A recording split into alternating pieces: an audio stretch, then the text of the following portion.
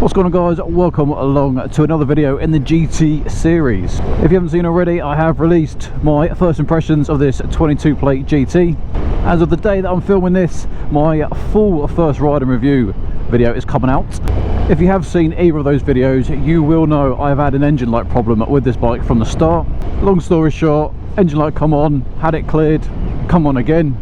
They changed the mapping sensor, cleared it, come on again. And I was told they needed to replace the ECU. Handed the bike in. Now I just picked it up from Fowler's after they've done the work, apparently. Looking at the invoice sheet, there has been no ECU replacement. By the looks of it, they've pretty much cleared the fault. Looking at the mileage that's on the bike, they've taken it for about a 20-mile ride, and they've said they fixed it. I am dubious. I am waiting now for the engine light to come back on at some point. And if it does, that'll be the third time now it's come on after apparently it being fixed. When you spend this much on a bike brand new, you don't expect to have these continuous faults. You expect them to go in, get sorted and come back out. Obviously, owning the bike for 6 months and only having done just under 1,000 miles, I'm praying it is fixed, because I want to get out, I want to enjoy this bike, I want to go around Wales, I want to go over to Europe, do a bit of touring, but at the minute I can't. Well, I couldn't, so let's hope for the best that it is now fixed. When I did hand the bike in, I also informed them that there was some form of an oil leak coming from the front left hand side on the bottom of the fairing. In my garage I had a circle probably about yay big, and on the invoice it says they looked and saw no oil, so no further action to be taken. Another thing that potentially hasn't been fixed, and I will be keeping an eye on the garage, seeing if there is any new oil leaks, and if there is, I'm going to be ringing them up and I'm going to want them to fix it. All you KTM owners, let me know, have you had anything like this with your brand new bike, and did it get sorted? If you want to be kept up to date with all the shenanigans of this bike, is it fixed, is it not, and everything that we've got planned for this bike, please make sure subscribe to the channel, like this video, and until next time, ride safe. Well, as you can see, video's not over yet, and as predicted, 50 miles later, yep, you got it, it come back on again.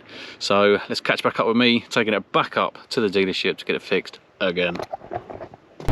I'd done no more than say 50 miles from when I picked it up from Fowler's, got it back, and then the next day went out before this light come back on.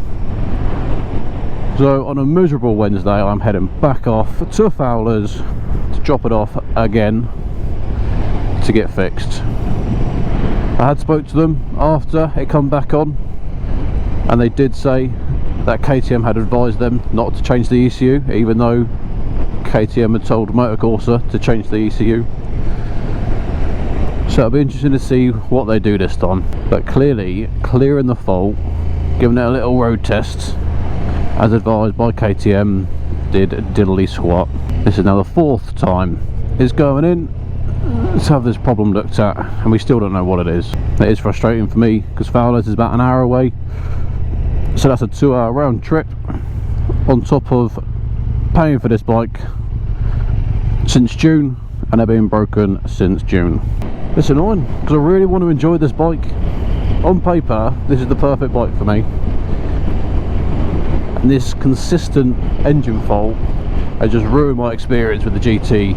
I'm starting to get massively fed up with it, but after speaking to KTM, they say there's nothing they can do.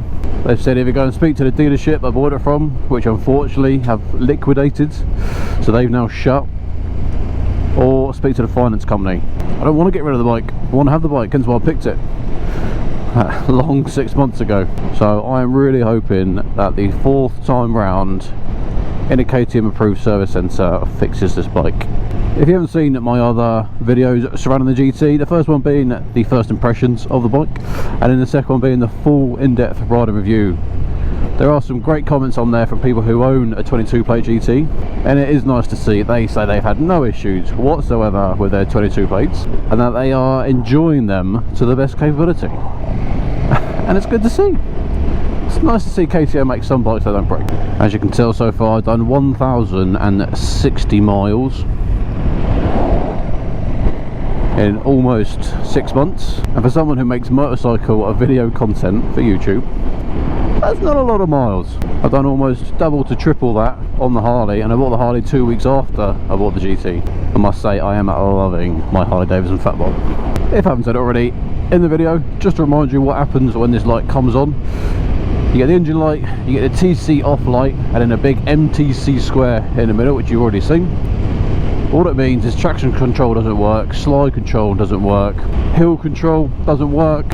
You also can't adjust what rider mode you're in. Like, a lot of the electronics just shuts down.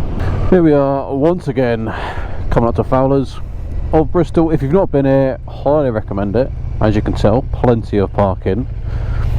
Probably one of the best dealerships I've been to. Kawasaki, new showroom on the left, Honda's down there in the corner. The right hand side, you've got Triumph, KTM, Yamaha, Zero. There's loads of different ones. Yeah, she needs a clean, but she ain't going to get clean until she's fixed. So let's hope, fingers crossed, 4th time lucky.